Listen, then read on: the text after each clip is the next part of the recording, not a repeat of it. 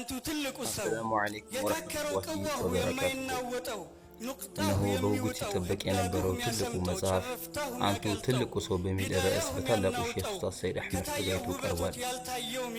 ትልቁ ሰው የጥበብ ልኬት የውበት ምሳሌ በሚል ርዕስ ያበጁት ትልቅ መጽሐፍ እነሆ በአላህ ፍቃድ እሁድ ጥር 2018 ዓመተ ምህረት ለመረቃ ሊበቃ መሰናዷቸውን እያገባደዱ ይገኛሉ።